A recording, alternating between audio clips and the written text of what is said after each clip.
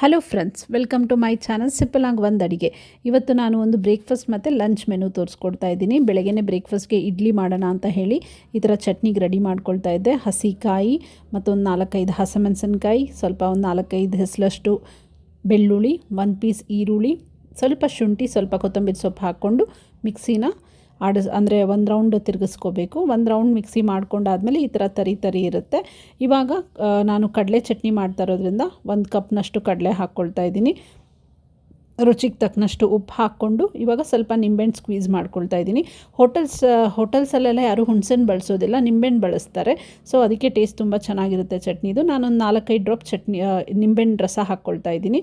ನೋಡಿ, ಇವಾಗ ಈ ಥರ ಮತ್ತೆ ಒಂದು ರೌಂಡ್ ಮಿಕ್ಸಿ ಹಾಕ್ಕೊಂಡಾಗ ಈ ಥರ ತರಿ ಆಗಿರುತ್ತೆ. ಮತ್ತು ನೀರು ಹಾಕ್ಕೊಂಡು ಒಂದು ರೌಂಡ್ ಮಿಕ್ಸಿ ಮಾಡಿಕೊಂಡ್ರೆ ಚಟ್ನಿ ರೆಡಿ ಇರುತ್ತೆ ಫ್ರೆಂಡ್ಸ್. ಇದಕ್ಕೆ ಬೇಕಾಗಿರೋ ಒಗ್ಗರಣೆ ಮಾಡ್ಕೊಳ್ಳೋಣ. ಇವಾಗ ಒಂದು ಸಣ್ಣ ಬಾಣಲಿನಲ್ಲಿ ಎಣ್ಣೆ ಹಾಕ್ಕೊಂಡಿದ್ದೀನಿ.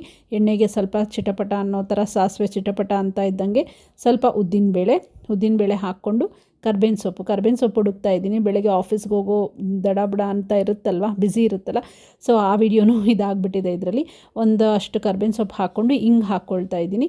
ಅದೆಲ್ಲ ಸ್ವಲ್ಪ ಇದಾದ ತಕ್ಷಣವೇ, ಕೆಂಪಗಾದ ತಕ್ಷಣವೇ ನೋಡಿ ಚಟ್ನಿ ಹಾಕ್ಕೊಳ್ತಾ ಇದ್ದೀನಿ. ರುಬ್ಬಿಟ್ಟಿರೋ ಚಟ್ನಿ ಹಾಕ್ಕೊಂಡು ಅದಕ್ಕೆ ಮಿಕ್ಸ್ ಮಾಡಿಕೊಂಡ್ರೆ ಚಟ್ನಿ ರೆಡಿ ಆಯಿತು. ಇಡ್ಲಿಗೆ ಸ್ವಲ್ಪ ನೀರು ಹಾಕ್ಕೊಂಡು ನಮ್ಗೆ ಯಾವ ಹದಕ್ಕೆ ಬೇಕೋ ಆ ಹದಕ್ಕೆ ಮಿಕ್ಸ್ ಮಾಡಿಕೊಂಡ್ರೆ ಚಟ್ನಿ ರೆಡಿ ಆಯಿತು. ಇವಾಗ ಇಡ್ಲಿಗೆ ಚಟ್ನಿ ರೆಡಿ ಆಯಿತು ಫ್ರೆಂಡ್ಸ್.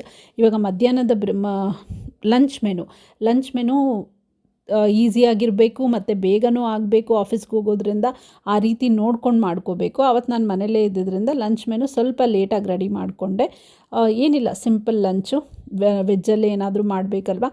ಸೊ ಸೊಪ್ಪಿತ್ತು, ಪಾಲಕ್ ಸೊಪ್ಪು, ಬೆರಕೆ ಸೊಪ್ಪು ಇದ್ದಿದ್ದರಿಂದ ನೋಡಿ ಮುದ್ದೆ ರೆಡಿಯಾಗಿದೆ. ಪಾಲಕ್ ಸೊಪ್ಪು, ಬೆರಕೆ ಸೊಪ್ಪು ಹಾಕಿ, ಕಡಲೆಕಾಳು ಹಾಕಿ, ತೊಗರಿಬೇಳೆ ಹಾಕಿ ಸೊಪ್ಪಿನ ಸಾರು ಮಾಡಿರೋದು. ಸೊ ಸೊಪ್ಪಿನ ಸಾರು ಅಂದರೆ ನಂಚ್ಕೊಳ್ಳೋಕೆ ಹಪ್ಪಳ ಏನಾದರೂ ಇರಬೇಕಲ್ವ, ಅದಕ್ಕೋಸ್ಕರ ನಾನು ಕ್ಯಾರೆಟ್ ಮತ್ತು ಬೀನ್ಸ್ ಹಾಕಿ, ಕಾಯಿ ಹಾಕಿ ಈ ಥರ ಪಲ್ಯ ಮಾಡ್ಕೊಂಡಿದ್ದೆ. ತುಂಬ ಟೇಸ್ಟಿಯಾಗಿತ್ತು, ಚೆನ್ನಾಗಿ ಬಂದಿತ್ತು. ಮತ್ತು ಅದಕ್ಕೆ ಅನ್ನ ಮಾಡಬೇಕಿತ್ತು, ಬಟ್ ಇಡ್ಲಿ ಉಳಿದಿದ್ರಿಂದ 4 ಇಡ್ಲಿ ಇತ್ತು ಮತ್ತು ಚಟ್ನಿ ಇತ್ತು. ಇದೇ ಅಡ್ಜಸ್ಟ್ ಆಗುತ್ತೆ ಅಂದ್ಕೊಂಡ್ರಿ ಫ್ರೆಂಡ್ಸ್. ನನ್ನ ವೀಡಿಯೋ ಇಷ್ಟ ಆಗಿದ್ರೆ ಲೈಕ್ ಮಾಡಿ, ಶೇರ್ ಮಾಡಿ, ಸಬ್ಸ್ಕ್ರೈಬ್ ಮಾಡಿ friends. Thanks for watching my video.